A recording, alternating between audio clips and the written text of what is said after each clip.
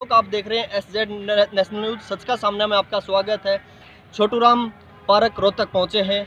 यहाँ पे एक संयुक्त मोर्चा की सभा हो रही है। यहाँ पे डॉक्टर साहब अजय बलारा, साथ में सुरेंद्र सिंह जी, कामरेड इंद्रजीत जी और कई सारे नेता हैं। इनसे बात करते हैं। जी इंद्रजीत जी, ये जो सभा हो रही है मतलब इसका पर्पज क्या है? ये राज्य स्तर की कन्वेंशन है जो हरियाणा विधानसभा ने एक विधेयक पारित किया था, जो कानून बन गया है।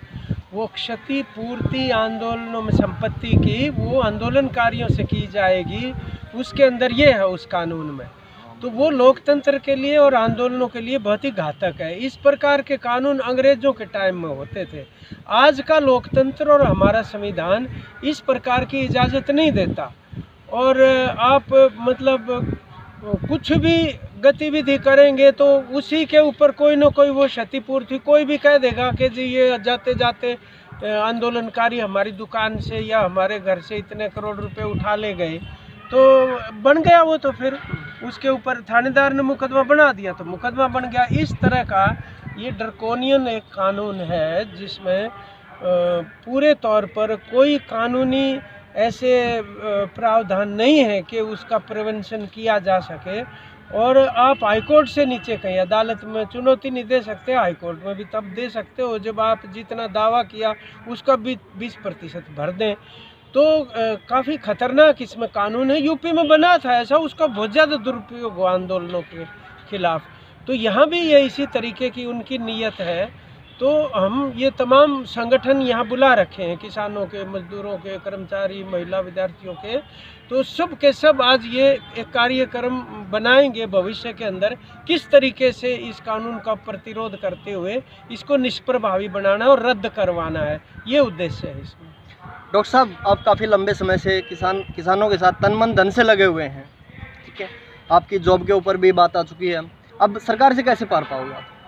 देखिए, सरकार से पार पाने के लिए सरकार खुद रास्ता दे रही है। जब भी आपने सुना होगा कि पानी जब सर से गुजरने लगता है तो आदमी हाथ पांव मारना शुरू करता है। उससे पहले उसको एंजॉय करता है कि मैं नहा लेता हूँ इसमें। अब शायद वो दौर आ गया है जब न केवल ये कानून, इससे पहले जो 3 कृषि कानून हैं उनके अंदर भी मुख्य प्रावधान आप देखोगे तो उसमें हमारे कॉन्स्टिट्यूशनल और फंडामेंटल राइट्स को ही डिनाई किया गया है कि एक 70% आबादी को ये कहा है कि आप न्याय के लिए अपने लड़ाई को लेकर किसी न्यायालय के अंदर नहीं जा सकते। SDM और इस प्रकार के ADC जैसे ऑफिसर जिनके लिए लॉ की पढ़ाई ज़रूरी ही नहीं है, उनको न्यायवादी बना के हमारे ऊपर बिठाएंगे। तो इस तरह से हमारे जो नेचुरल जस्टिस सीख करने का अधिकार है उनको छीना जा रहा है।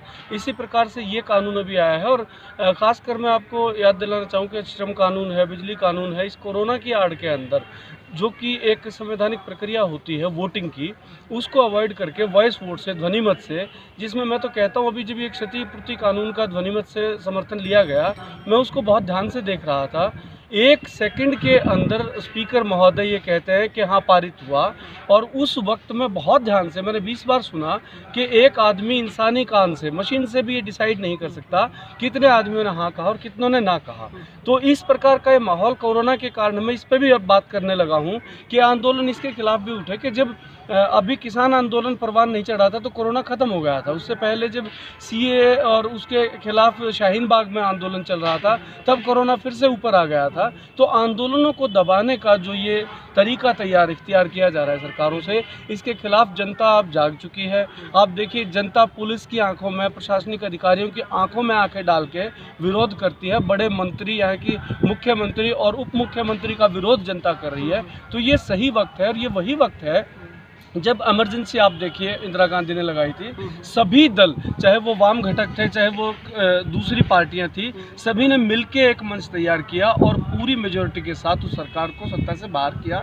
तो यही रिपीट होने वाला है। डर हमें सिर्फ इतना है कि अब जो 2022 के अंदर जो चुनाव नज़दीक आते जा रहे हैं देश के सबसे बड़े प्रांत के, उसके अंदर ये जो सरकार है जो पूंजीपतियों की एक तरह से हाथ में, मुट्ठी में है और कम्युनल राइट कराने में सबसे बड़ी शक्ति बन के उभरी है, ये कहीं खून खराबा ना करा दे। तो हम संगठनों को ये भी आह्वान दे रहे हैं कि इस खून खराबे से कैसे बचना है, जातिगत हिंसा से कैसे बचना है, इसकी भी तैयारी करें। और हम एक एक जगह जाके इन कानूनों की विस्तृत विवेचना करके लोगों को बता भी रहे हैं। तो सभी संगठन एकजुट हो गए हैं और मुझे लगता है कि भविष्य जो है भारत का वो संविधान को बचाने में कामयाब है। सर्व कर्मचारी संघ लगातार किसानों के साथ है। जी। ठीक है, आपकी ए ग्रेड की नौकरी थी, यदि आपको ही सस्पेंड कर दिया गया है नौकरी से, मतलब जी। तो ये जो छोटे लेवल मतलब बी ग्रेड के ये कर्मचारी ये कैसे साथ आएंगे? आप क्या मैसेज देना चाहोगे? देखिए, मेरे बाद 3-4 कर्मचारियों को और भी किया गया है जो किसी न किसी तरह से मेरे टच में आए थे। तो मैं कहना चाहता हूँ, पहली बात तो ये समझ लें कर्मचारी साथी कि सस्पेंड कोई इंसान नहीं होता है। If something is being suspended in this country, that is democracy. लोकतंत्र को निलंबित किया गया, न कि इंसानों को निलंबित किया जा सकता है। तो इसमें मैं कहता हूँ कि बहुत सारे कानूनी प्रावधान है, मैंने अलग अलग वक्तव्य में बताया कर्मचारियों को कि हमारा संविधान हमारी रक्षा करता है। हमारे संविधान में भाग 3 के अंदर बहुत सारी ऐसी आज़ादियाँ हैं, अभिव्यक्ति की आज़ादी जिसमें एक है, जिसमें हम फेसबुक पे लिखें, सोशल मीडिया के किसी और हैंडल पे लिखें या जाके कहीं बात कहें। ये भी अब कानून में संशोधन हुआ है रिसेंटली। केरला हाई कोर्ट ने भी दिया है, त्रिपुरा हाई कोर्ट ने भी दिया है कि किसी आंदोलन में जो कि गैर राजनीतिक है, ये तो किसान आंदोलन तो गैर राजनीतिक है, यहाँ तक कह दिया कि जहाँ पार्टीशन पॉलिटिक्स होती है, जहाँ एक से ज़्यादा पार्टियाँ हैं, वहाँ आप पार्टी के किसी कार्यक्रम में शिरकत भी कर सकते हैं, किसी बात का समर्थन भी कर सकते हैं और विरोध भी कर सकते हैं। तो किसी कर्मचारी को इस तरह की चीज़ों से डरने की ज़रूरत नहीं है।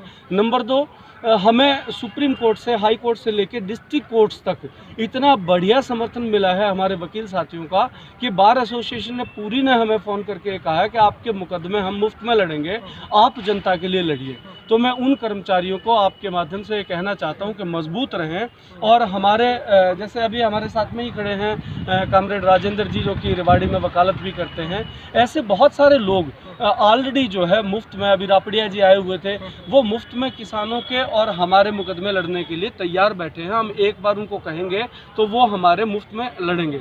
दूसरी तरफ चढ़ूनी साहब और टिकैत साहब से भी मैंने मंच पे ये घोषणा करा रखी है कि जो भी किसान के समर्थन में एट्रॉसिटीज़ होंगी किसी के ऊपर, तो किसान संयुक्त मोर्चा स्वयं अपने खर्चे से जब भी हम ये आंदोलन जीत लेंगे तो सबके मुकदमे लड़ेगा और उनकी बहालियाँ करवाएगा। इसलिए